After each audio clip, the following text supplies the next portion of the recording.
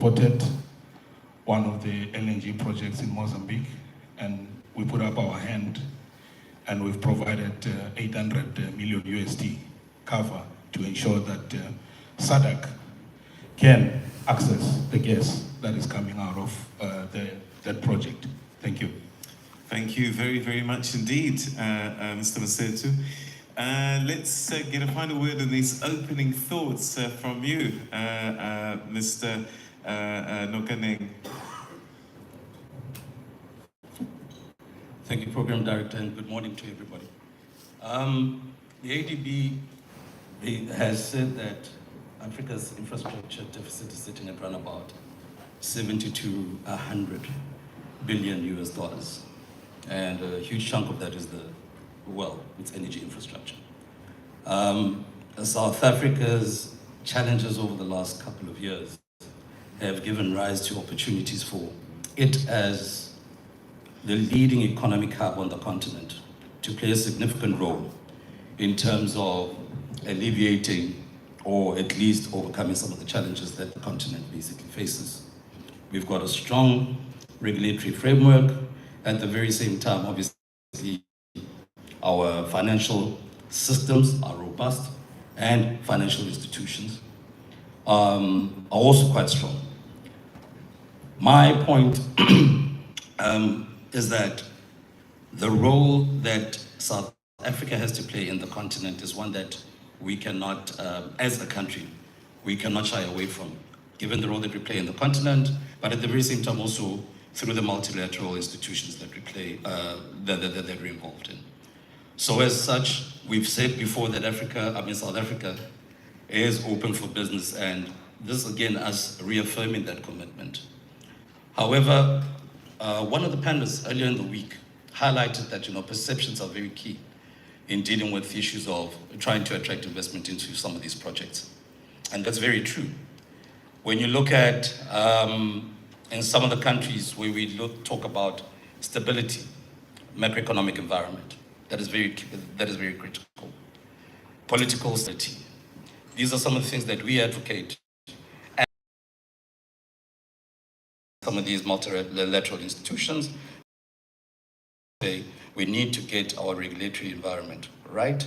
At the very same time, to also ensure that we also give investors confidence from a perspective of offering protection in that specific environment to allow for these investments to basically come in.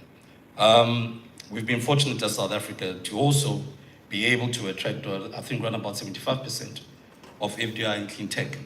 And if there was not a conducive environment, for instance, outside of the channel, it would not have been possible. So the comfort that there is for our partners in the rest of the continent that are represented here is that indeed you've got one of them coming in to say we are here to work with you hand in hand, we overcome some of the challenges that we are faced with as a continent.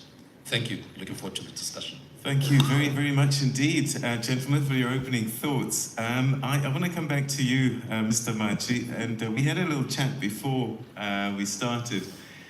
And the challenge that we have on the continent is we're trying to build for the future. And often we're quite clear what the plan is, but how do we finance something in the future now?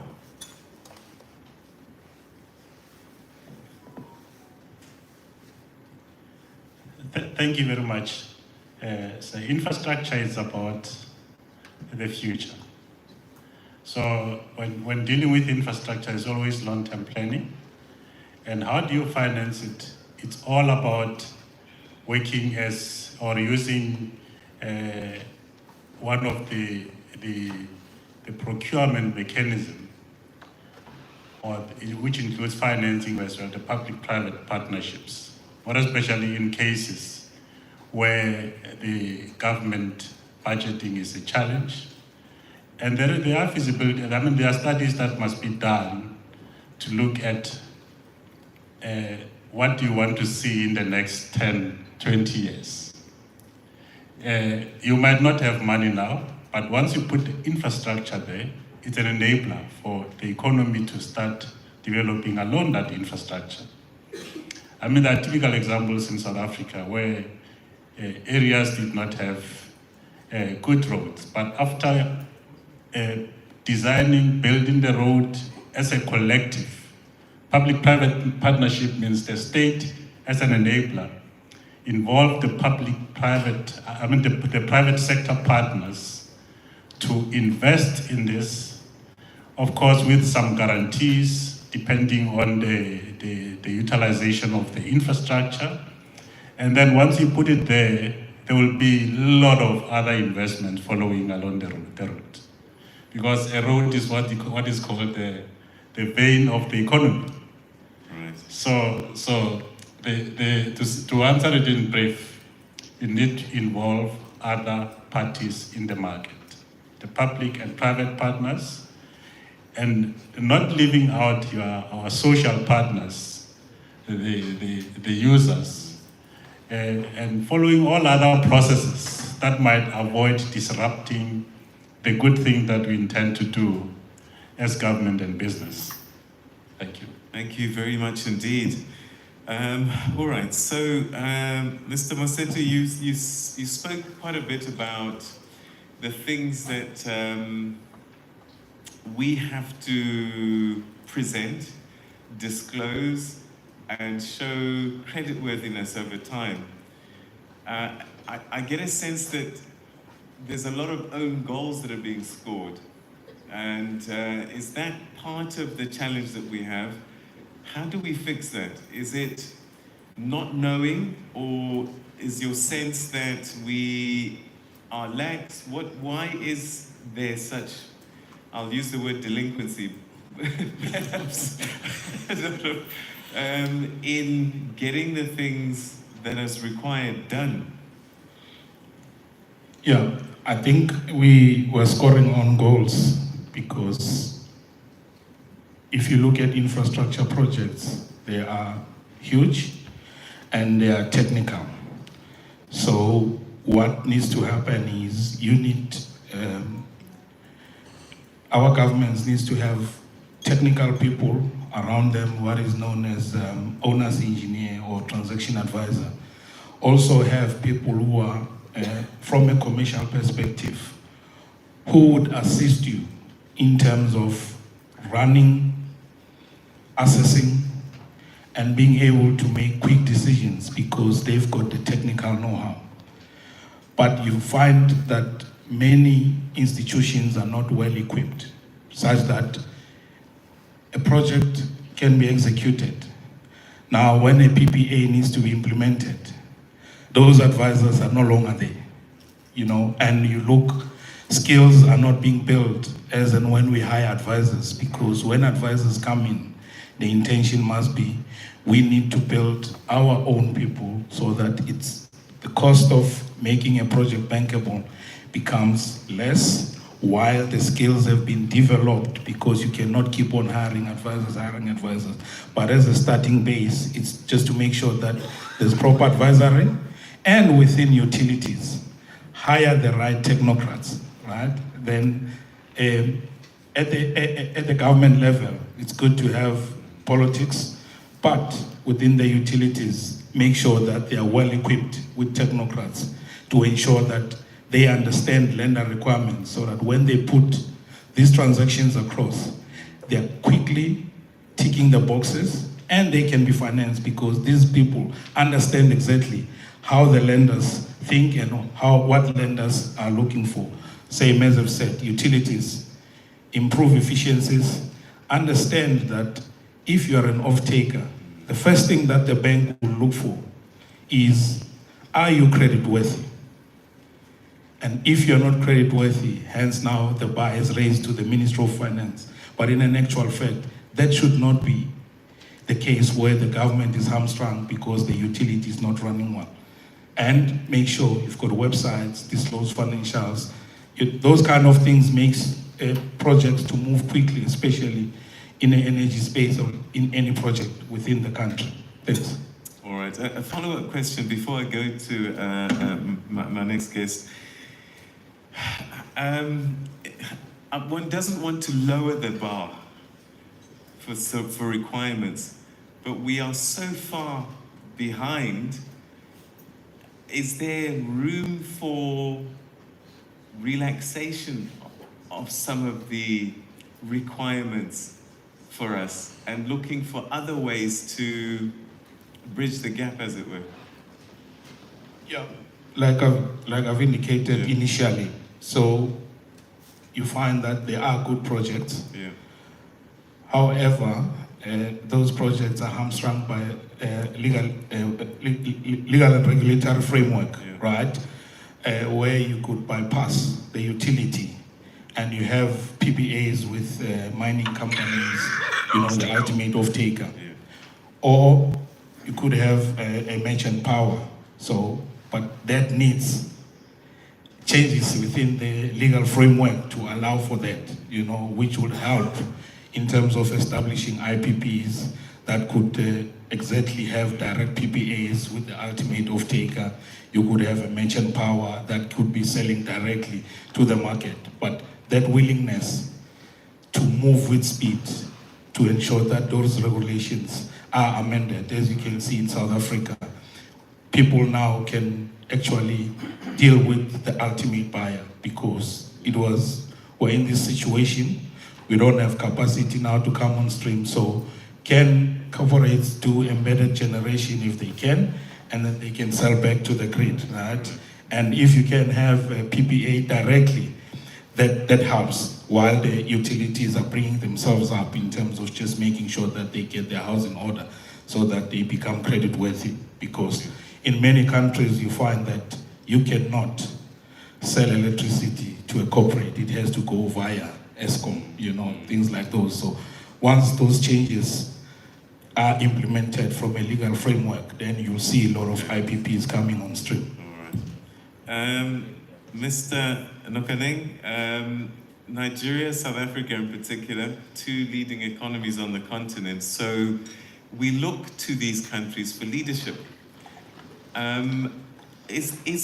there lessons that we've learned as South Africa, as Nigeria, for example, that we can share with the continent so that we can accelerate our programs? Oh, at least it's working now. Yes, Peter. I think, as some of my panelists have already alluded to, one of the principal lessons that we can learn is that the journey that we basically embarked on, it is one that you cannot go in it all by yourself. It cannot be done. We're talking about triple Ps, for instance. That is critical. We've seen it in the last 12 months with the challenges that we've had around infrastructure and energy. That when Business South Africa partnered with government, started looking at bringing in the necessary capacity that we needed in terms of, the skills to at least assist in ameliorating some of the pressures that we were experiencing. We started seeing results within the first 4 to 6 months of that collaboration. We came into 2024, you started seeing even the ports even opening up.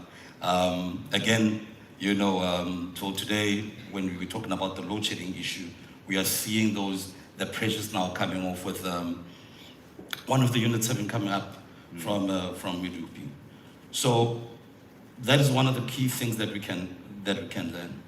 The other aspect is to say, look, there is from our lessons, no one technology is going to win the day.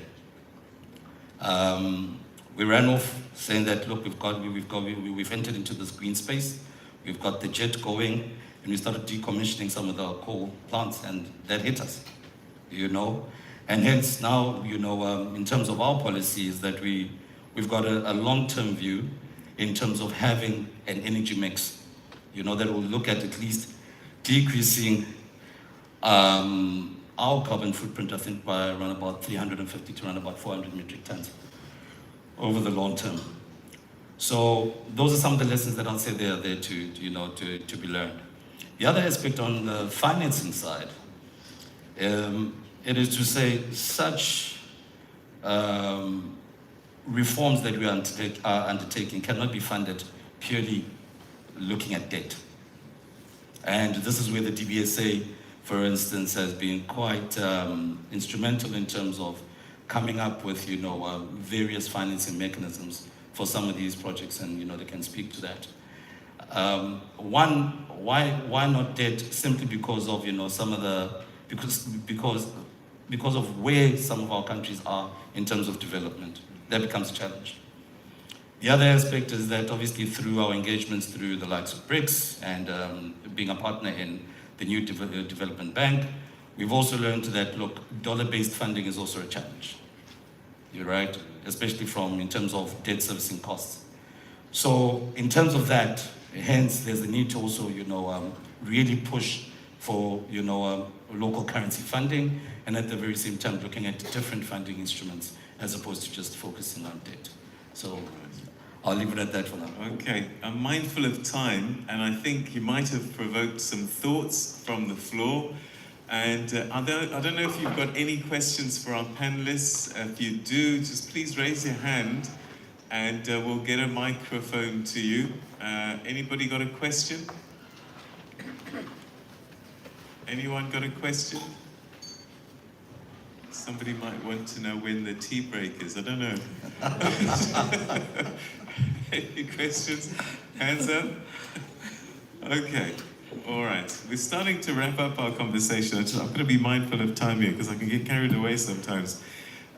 So perhaps, gentlemen, in a minute and a half each, your closing thoughts in terms of development, financing, and how we can work together to get the job done, to get us across the line, so that this time next year, we're not talking about 640 million people, but maybe half of that, so that these projects have been rolled out and we're making progress. Let me start on the other end this time with you, Mr. Nokaneng. Parting short is we're looking at some of these deals, I suppose. In the VC space, you know, it would always start with whether there's a willingness to do a deal and look at what are the reasons to make it happen. Another person would look at a deal and say, what are the reasons not to look at it?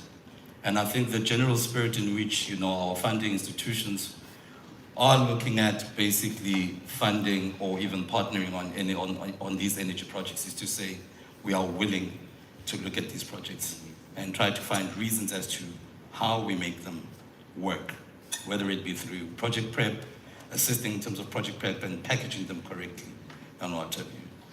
The other aspect, the other thought is also to say that, look, you know, we've set an agenda as Africa. We've said, look, we want